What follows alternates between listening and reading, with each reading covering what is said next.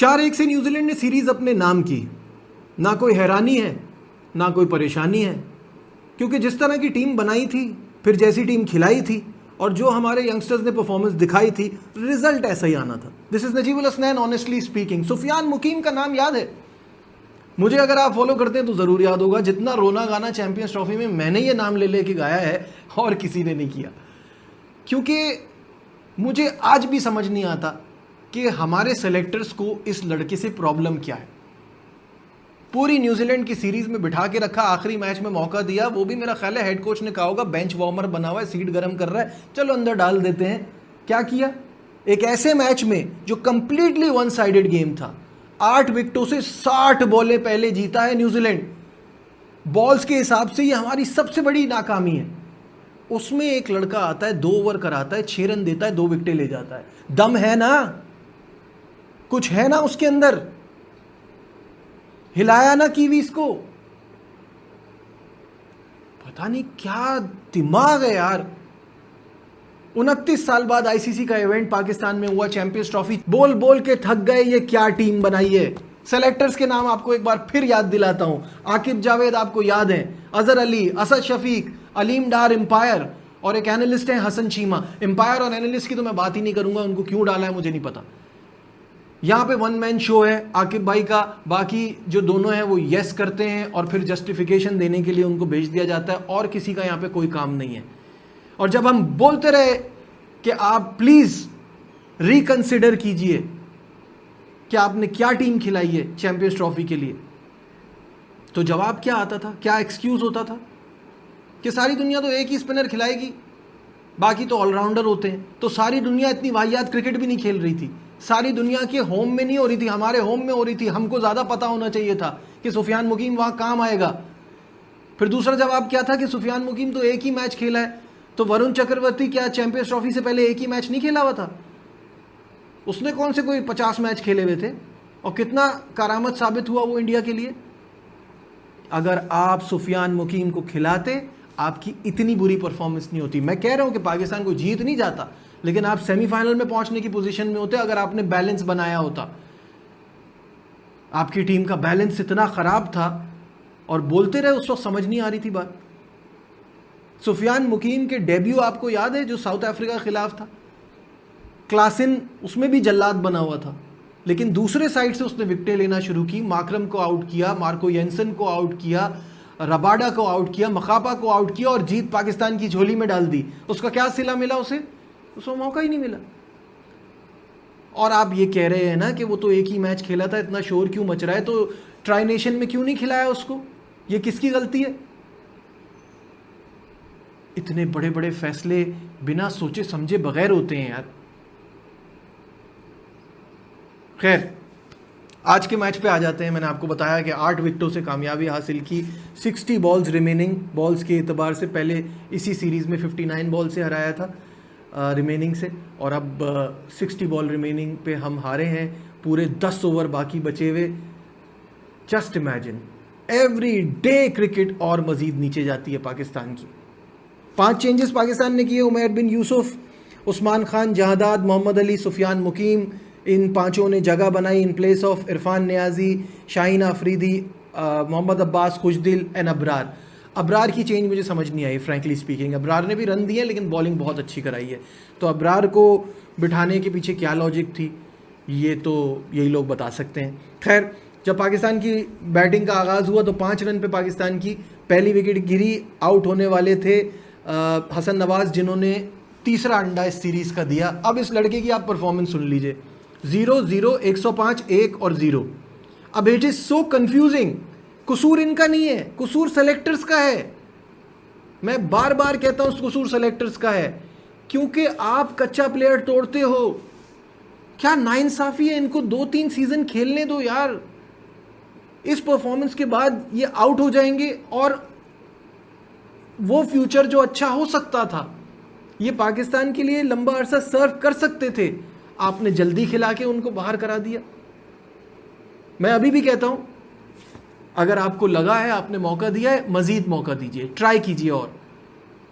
लेकिन खुदा का वास्ता है, प्लेयर को पहले डोमेस्टिक में रन्स करने दें, ऐसा लगता है मैं अपनी बातें रिपीट करता हूँ, डेजा वू हो रहा है मेरे साथ, क्योंकि यही सारी प्रॉब्लम्स है जो चल रही हैं।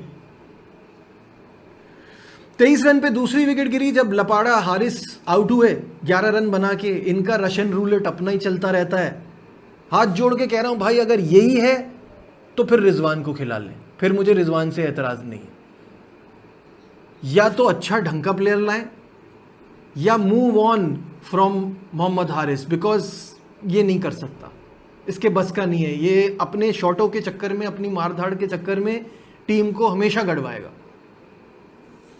नेक्स्ट विकेट गिरी उमैर बिन यूसुफ की, और उनको ऑब्वियसली वो डोमेस्टिक के परफॉर्मर है, उनको एक आध वन ऑफ इधर उधर चांस मिलेगा, तो आप उनको ऐसे जज नहीं कर सकते। अगला प्लेयर जो आउट हुआ वो 7 रन बनाकर आउट हुआ, और वो था उस्मान खान, एक और टुल्ला प्लेयर। भाई इतना मैंने लकी प्लेयर नहीं देखा। उस्मान खान द ट्रैवलर साथ घूमता है टीम के, स्किल हमें पता है क्या है। मैं इनकी विकेट को हमेशा बोनस विकेट समझता हूँ, 7 रन भी मिले गनीमत समझ के रख लें। फिर आ जाते सेलेक्टर्स के क्रिस गेल, अब्दुल समद, जिसकी डोमेस्टिक में एक 50 ना हो, आप उसको पाकिस्तान टीम में खिला रहे हैं और उससे एक्सपेक्ट कर रहे हैं। इसमें कसूर आपका है या उस प्लेयर का? ये बड़ा सिंपल सवाल है मेरा। 9 बॉलों पे 4 रन किए, बट पावर हिटर है पाकिस्तान का, तो ऐसा ही है फिर। अब आप आ जाइए कि इस टीम में एक ही प्लेयर है जो आउट ऑफ प्लेस लगता है, उसको किसी और टीम में जाके खेलना चाहिए, वो है सलमान अली आगा। 51 ऑन 39 बॉल्स, और उसके साथ थोड़ी सी पार्टनरशिप लगाई शादाब खान ने 28 रनों की 20 बॉलों पे। बट शादाब से मुझे कोई शिकायत नहीं है, कैपेबिलिटी भी इतनी है और फॉर्म भी ऐसी है।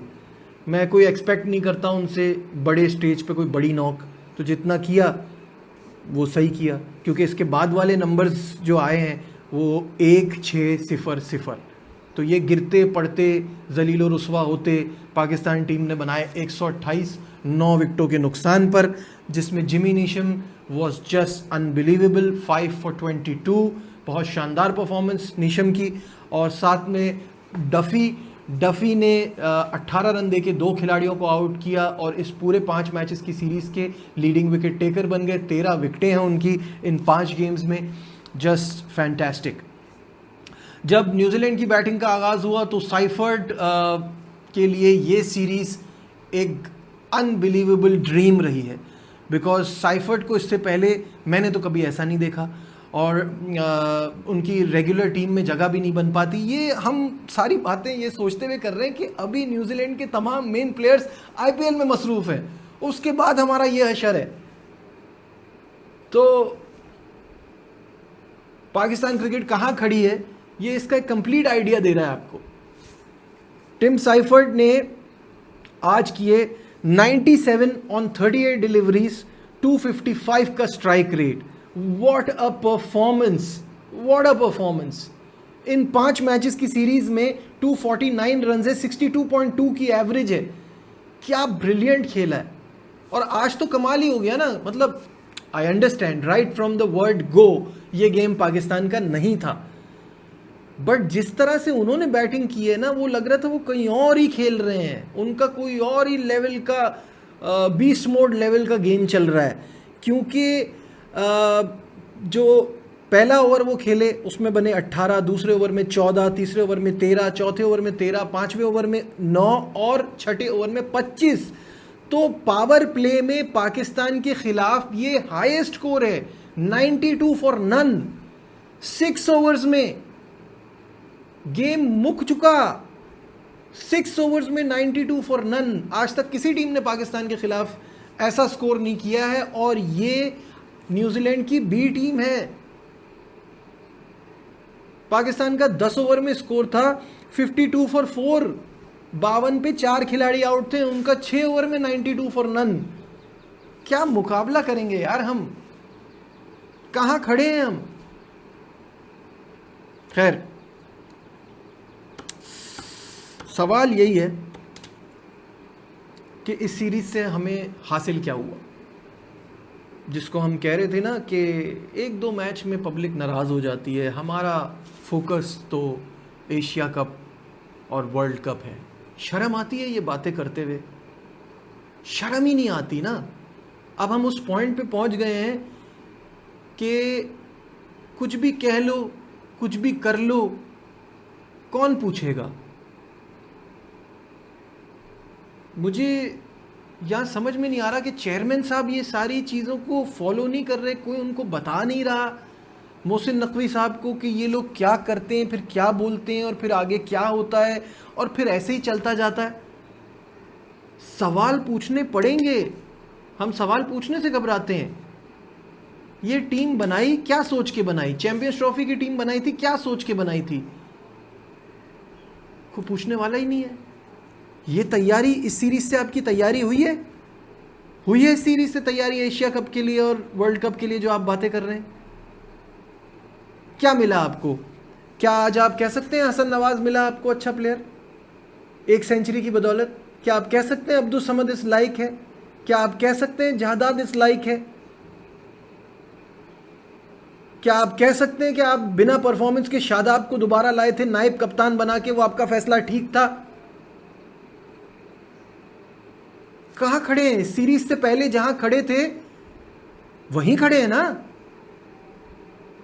कुछ 1 रुपए का फायदा हुआ आपको?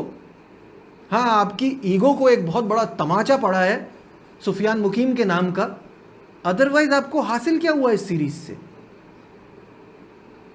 शाहीन को आपने इस परफॉर्मेंस में 4 मैच खिला दिया। आप बात करते हो यंगस्टर को ट्राई करने के, 4 मैच खिला दिए। शादाब टीम में कैसे आया किसी को नहीं पता, सिवाय हारिस रऊफ के। और ऑब्वियसली हारिस ऑस्ट्रेलिया, न्यूजीलैंड इन जगहों पे हमेशा अच्छी बॉलिंग कराता है। सिवाय हारिस के किसी एक बॉलर ने कुछ नहीं किया। बल्लेबाजों का हशर तो आपके सामने है। It is not a joke. जो बना दिया ना पाकिस्तान क्रिकेट को, वो है नहीं। और मुझे दुनिया में जहां भी लोग देख रहे हैं ना, मैं मानता हूं सिस्टम भी खराब है, टैलेंट भी उस फ्लो से नहीं आ रहा, लेकिन आई स्वेयर टू गॉड ये पाकिस्तान क्रिकेट का टैलेंट नहीं है। जो ये आपको दिखा रहे हैं वो नहीं है। मैं मानता हूं पाकिस्तान क्रिकेट का बुरा वक्त है, लेकिन इतना बुरा नहीं है। ये बहुत बड़ी ज्यादती हो रही है। आप क्या सोचते हैं कमेंट्स में मुझे जरूर बताइएगा।